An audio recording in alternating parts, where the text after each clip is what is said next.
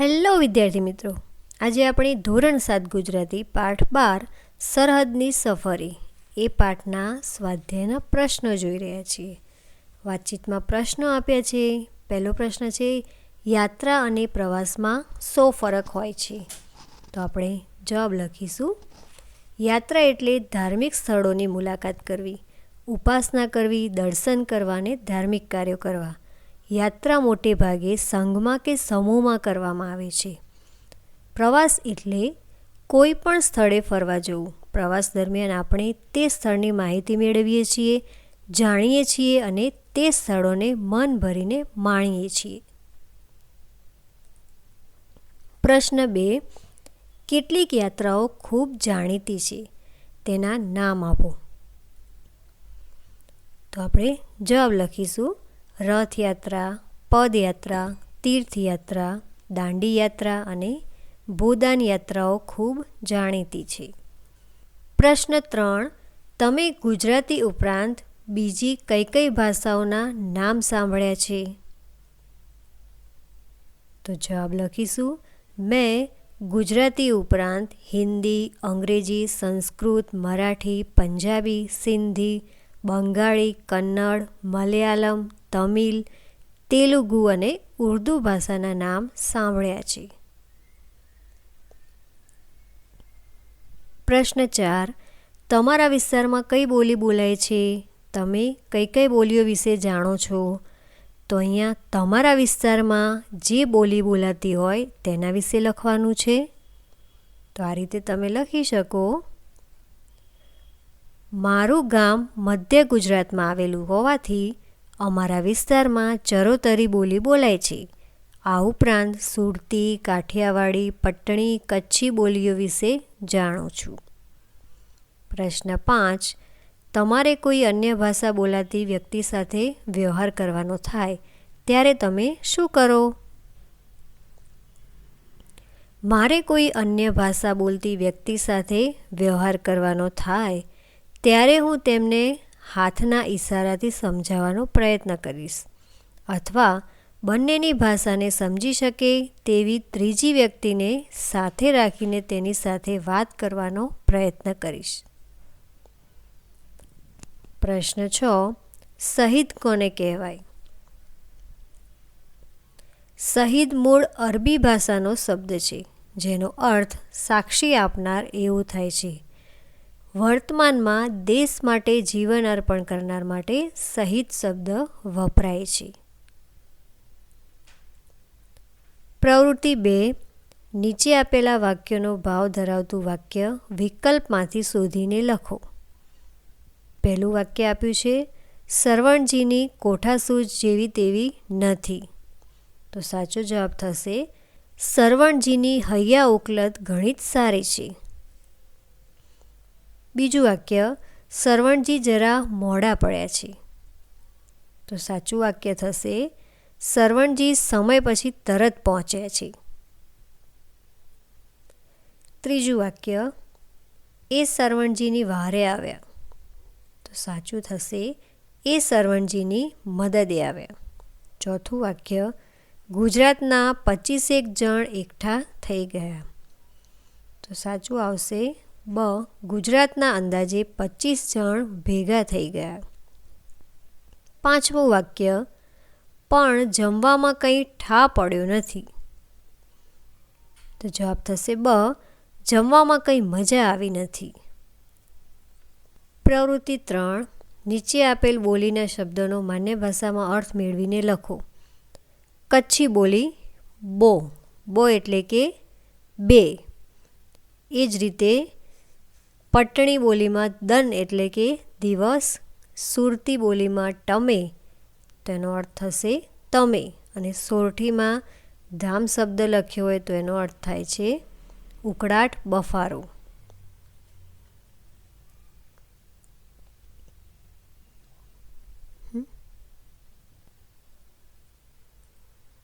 પ્રવૃત્તિ 4, આપેલા ઉદાહરણ જેવા કરો. બીજા શબ્દો લખો અને વાક્ય પ્રયોગ કરો. તો અહીંયા આપ્યું છે ઉદાહરણ, યાત્રા, યાત્રાળુ. તેવી જ રીતે શ્રદ્ધા, શ્રદ્ધાળુ, માયા, માયાળુ, કૃપા કૃપાળુ, દયા દયાળુ. તેવી જ રીતે વાક્યપ્રયોગ લખીશું. વાક્યપ્રયોગ: ઘણા યાત્રાળુઓ આરામ કરી રહ્યા છે. મંદિરમાં શ્રદ્ધાળુઓની ભીડ જામી છે. ગાય વધુ માયાળુ હતી. ભગવાન સૌને માટે કૃપાળુ છે. દયાળુ માણસ પ્રભુને ગમે છે. પ્રવૃત્તિ 5. આપેલા શબ્દો જેવા જ બીજા શબ્દો મેળવીને લખો અને વાક્ય પ્રયોગ કરો. ધર્મ એટલે કે ધાર્મિક, અર્થ આર્થિક, શરીર શારીરિક, પ્રકૃતિ પ્રાકૃતિક, સમાજ સામાજિક, નગર નાગરિક. તો વાક્ય લખીશું. મને ધાર્મિક પુસ્તકો વાંચવા ગમે છે. તેની આર્થિક સ્થિતિ સારી છે. સ્વાસ્થ્ય માટે શારીરિક શ્રમ અનિવાર્ય છે. આબુમાં અમે રમણીય પ્રાકૃતિક સૌંદર્ય જોયું. દરેક સમાજમાં સામાજિક રીતરિવાજ અલગ હોય છે. હું ભારતનો એક નાગરિક છું. પ્રવૃત્તિ 6. જુદી જુદી બોલીમાં વપરાતા તળપદા શબ્દોને શિષ્ટ ગુજરાતીમાં લખો. તો આપણે બોલીમાં જે શબ્દ લખાતો હોય એ આપણે શિષ્ટ ગુજરાતી ભાષામાં આપણે એનો અર્થ લખવાનો છે. કાં, તો કાંનો અર્થ થાય કેમ.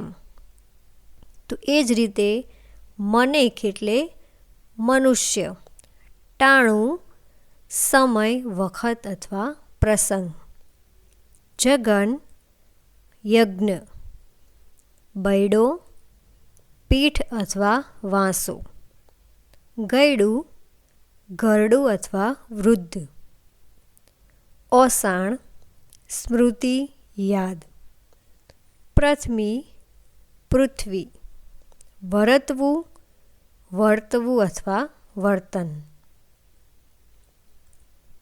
પ્રવૃત્તિ 7.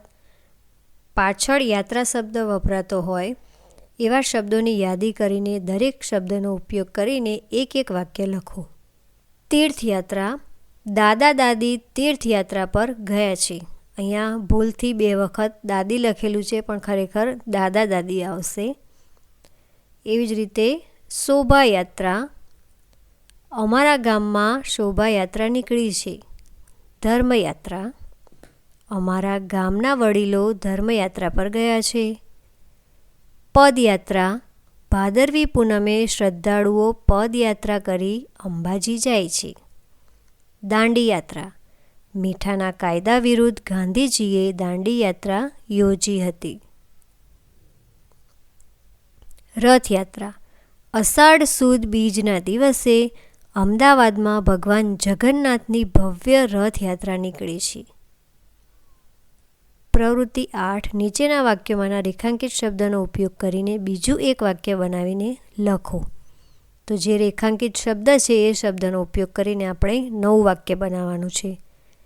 પહેલું વાક્ય આપ્યું છે કે કાલની આ જાત્રા વિશે તો કંઈક વાત કરો.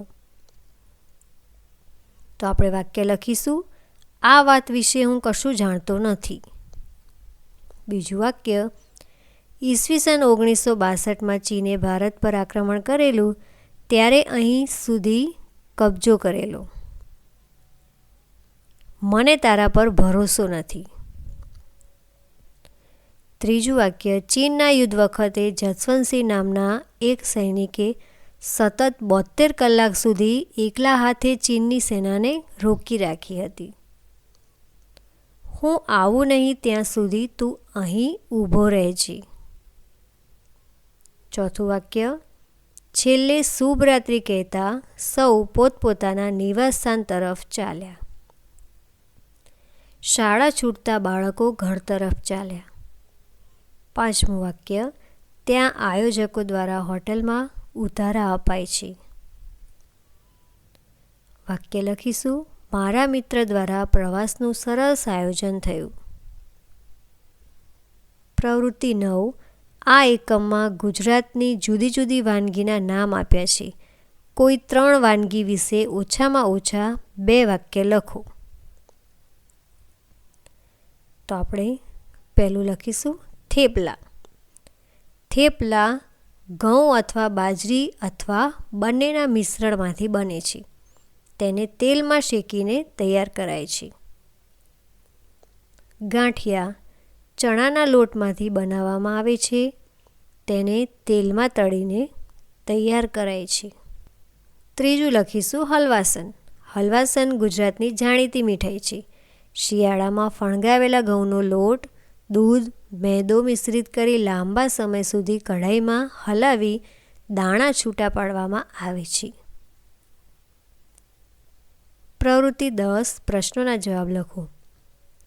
પહેલો પ્રશ્ન છે, જ્યાં જ્યાં વસે એક ગુજરાતી ત્યાં ત્યાં સદાકાળ ગુજરાત. પંક્તિનો અર્થ જણાવો.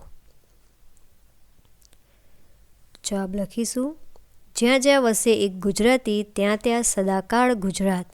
આ પંક્તિ દ્વારા આપણને સમજાય છે કે એક ગુજરાતી જ્યાં વસે છે ત્યાં સમગ્ર ગુજરાતની અસ્મિતાનું પ્રતિનિધિત્વ કરે છે. એના વાણી, વ્યવહાર, વર્તન દ્વારા ગુજરાતનું ગૌરવ પ્રગટ થાય છે. બૃહદ અર્થમાં પ્રદેશ એની પ્રજાનો નહીં, પણ પ્રજા એના પ્રદેશનો પરિચય કરાવે છે. ગુજરાતી જ્યાં વસે છે ત્યાં જે તે પ્રજા સાથે ભળી જઈને એના વ્યવહારથી સમગ્ર ગુજરાતની વિશેષતાનો પરિચય કરાવે છે. પ્રશ્ન 2, ગુવાહાટી શહેર વિશે 2-3 વાક્ય લખો. ગુવાહાટીનું જૂનું નામ ગૌહત્તી હતું. તે અસમ રાજ્યનું સૌથી મોટું શહેર છે. તે બ્રહ્મપુત્ર નદીના કિનારે આવેલું છે. તેને ઈશાન ભારતનું પ્રવેશદ્વાર ગણવામાં આવે છે. પ્રશ્ન 3, જસવંતગઢની વાતને અનેરી કેમ કહી હશે? 1962ના ચીનના યુદ્ધ વખતે જસવંતસિંહ નામના એક સૈનિકે સતત 72 કલાક સુધી એકલા હાથે ચીનની સેનાને રોકી રાખી હતી. આ વીરગાથા આજે પણ ઘરે ઘરે ગવાય છે. તેમનું સ્મૃતિ મંદિર બનાવવામાં આવ્યું છે. વીરની યાદમાં બનેલા સ્મૃતિ મંદિરને કારણે અહીં અનેક યાત્રીઓ આવે છે. તેથી જસવંતગઢની વાત અનેરી છે. પ્રશ્ન 4, આ યાત્રામાં દૂર દૂરથી શ્રદ્ધાળુઓ કેમ આવતા હશે? આ યાત્રામાં ભારત દેશના જુદા જુદા પ્રાંતોમાંથી લોકો જોડાય છે. અહીં ભારતની ભાતીગળ સંસ્કૃતિનો પરિચય મળે છે. ધર્મ, પ્રકૃતિ અને રાષ્ટ્રપ્રેમનો ત્રિવેણી સંગમ અહીં પ્રતિબિંબિત થાય છે. તથા વતનથી દૂર વતનના માણસો મળે ત્યારે ઊભી થતી આત્મીયતાની સરસ ગૂંથણી થાય છે. તેથી દૂર દૂરથી શ્રદ્ધાળુઓ આવે છે. 5, તવાંગ યાત્રા રાષ્ટ્રીય, ધાર્મિક અને પ્રાકૃતિક એમ 3 દ્રષ્ટિએ મહત્ત્વ ધરાવે છે. એવું શા પરથી કહી શકાય? તવાંગ શહેર ઈસવીસન 1962ના ચીન સાથેના યુદ્ધમાં વીરગતિ પામેલા સૈનિકોની વીરગાથા દર્શાવતું સ્મારક આવેલું છે. યાત્રાળુઓ આ શહીદ સ્મારકની મુલાકાત લઈને ધન્યતા અનુભવે છે. દલાઈ લામાના પદચિહ્નો ત્યાં છે. અહીં દૂર દૂરથી અનેક શ્રદ્ધાળુઓ આવે છે. આ શહેર શીખ ધર્મના પ્રથમ મહાન ગુરુ નાનક દેવનું તપસ્યા સ્થળ છે, જેને નાનક લામા કહે છે. યાત્રાના રસ્તે જાંગ વોટરફોલ અને સોંગોત્સેર લેક આવેલા છે, જ્યાંના કુદરતી દ્રશ્યો જોઈને યાત્રાળુઓ ધન્યતા અનુભવે છે. આમ તવાંગ યાત્રા એ રાષ્ટ્રીય, ધાર્મિક અને પ્રાકૃતિક એમ 3 દ્રષ્ટિએ મહત્ત્વ ધરાવે છે. પ્રશ્ન 6, તમે ગુજરાત સિવાય કયા કયા રાજ્યના નૃત્ય વિશે જાણો છો? તો આપણે જવાબ લખીશું, હું ગુજરાત સિવાય નીચે દર્શાવેલા રાજ્યના નૃત્ય વિશે જાણું છું. પહેલું છે અસમ. અસમનું બિહુ નૃત્ય. તમિલનાડુ ભરતનાટ્યમ, રાજસ્થાન ઘુમર, પંજાબ ભાંગડા, ઉત્તર પ્રદેશ કથક, કેરળ મોહિનીઅટ્ટમ અને કથકલી, જમ્મુ કાશ્મીર રાઉફ અને ઓડિશા ઓડિસી, આંધ્રપ્રદેશ કુચીપુડી. પ્રવૃત્તિ 11, મોટેથી વાંચો અને સારા અક્ષરે લખો. તો અહીંયા જે ફકરો આપ્યો છે તમારે મોટેથી એનું વાંચન કરવાનું છે અને સરસ અક્ષરે લખવાનું છે. પ્રવૃત્તિ 12. વિજાણુ માધ્યમ અને સોશિયલ મીડિયાની મદદથી દરેક જૂથ એક અલગ યાત્રાની માહિતી એકત્ર કરશે.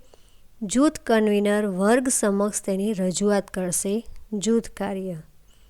તો આ પણ તમારે કોઈ પણ એક ફરવાલાયક સ્થળની માહિતી મેળવી અને તેની રજૂઆત કરવાની છે, જે તમારે જાતે જ કરવાની છે. ભાષા સજ્જતા. તો અહીં માન્ય ભાષા અને બોલી પ્રયોગની કેટલીક સમજ આપી છે, જે તમારે જોઈ લેવી અને એનો અભ્યાસ કરવાનો છે.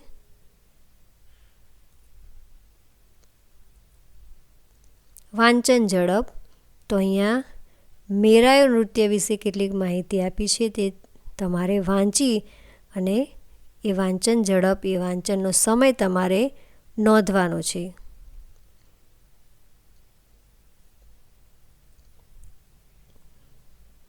ચાલો યાદ કરીએ. તો એકમ વિશે તમારે ફરીથી યાદ કરી અને અહીં કેટલીક માહિતી લખવાની છે. શબ્દ સમૂહ 1 ભાષા અનેક. અહીં ગુજરાતી અને સંસ્કૃતમાં કેટલાક શબ્દ સમૂહ આપેલા છે. એ જ શબ્દ સમૂહ તમારે હિન્દી અને ઇંગ્લિશ ભાષામાં લખવાના છે. તો સૌથી પહેલું આપ્યું છે શુભ સવાર. તો હિન્દીમાં આપણે લખીશું સુપ્રભાત, અંગ્રેજીમાં થશે ગુડ મોર્નિંગ અને સંસ્કૃત સુપ્રભાત. જન્મદિવસની શુભેચ્છા. તો જન્મદિન કી શુભકામનાएं. Happy birthday. કેમ છો? कैसे हो? How are you? खूब साરું. बहुत अच्छा. नाइस. आओ. आइए. कम. બેસો. बैठिए. सिट. माफ़ करजो. क्षमा कीजिए. Excuse me. તો અહીં આપણે આ બધી જ પ્રવૃત્તિ પૂર્ણ કરી. આ વિડીયો તમને કેવો લાગ્યો અમને જરૂરથી જણાવજો. અને અમારી ચેનલને સબસ્ક્રાઈબ ના કરી હોય તો સબસ્ક્રાઈબ કરી દેજો. ધન્યવાદ.